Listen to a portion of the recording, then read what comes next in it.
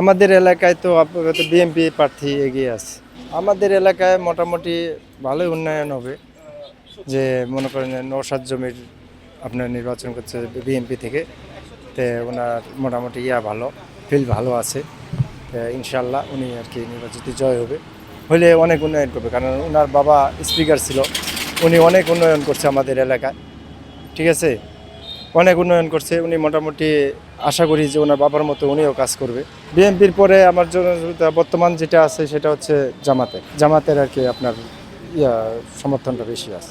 পাঞ্জাবের জগতে একটি বিশ্বস্ত নাম, শাবাব এথনিক ওয়্যার। ঢাকা পাঁচে এখন তো প্রার্থী প্রায় 4-5 জন হয়ে গেছে।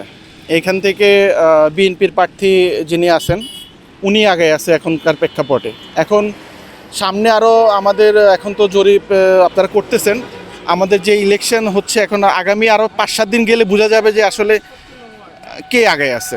এখন আমার যতটুকু দেখতেছি এখানে বিএনপি আগে আছে বাস্তবিক দিক থেকে। বিএনপির পরে অবস্থান অবশ্যই জামাত, কারণ এখানে তো আর লাঙ্গল নাই, জাতীয় পার্টিও নাই, আওয়ামী লীগও নাই, অবশ্যই জামাত। এখন আসলে আমরা ইলেকশনটা চাচ্ছি মুক্তির জন্য। ইলেকশনটা হইলে আমরা দেশের মানুষ মুক্তি পায়, একটা রেজিম থেকে আরেকটা রেজিমে আমরা যাব। এরপরে কতটুকু সরকার টিকে থাকবে সেটা আশা করি। এখন যদি ইনক্লুসিভ নির্বাচন হইতো সবাইকে নিয়ে, আওয়ামী লীগ, জাতীয় পার্টি সবাই যদি এক কাতারের লোক হইতো। এখন তো কিছুটা আমরা দেখেছি এই পার্টি, কিছুটা ওই পার্টি। আমরা গত 3টা ইলেকশন দেখছি কি হতাশাগ্রস্ত। কেন হতাশাগ্রস্ত? কেউ বাইরে ছিল, কেউ ভিতরে ছিল, কি ইলেকশনের মধ্যে সবাই ছিল না। যার জন্য যেমনটা আওয়ামী লীগ করে গেছে ইলেকশনগুলো, সেই রকমই আমরা দেখতেছি আরেকটা ছক এবারও। যদি সরকার মানে সবার জন্য সমান হইতো, তাহলে সেই ক্ষেত্রে বলা যাইতো আসলে কে আগায় থাকবে, কে ভালো করবে।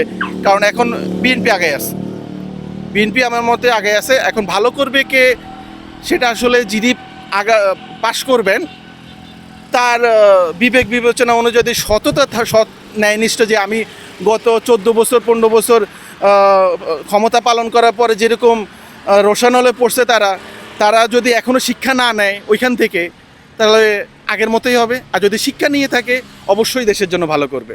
তা আমি আশা করি তারা দেশের জন্য চিন্তা করবে। যেই আসুক, জামাত আসুক, বিএনপি আসুক, আওয়ামী লীগ আসুক, দেশটা আমাদের সবাইকেই দেশটা নিয়ে ভাবতে হবে।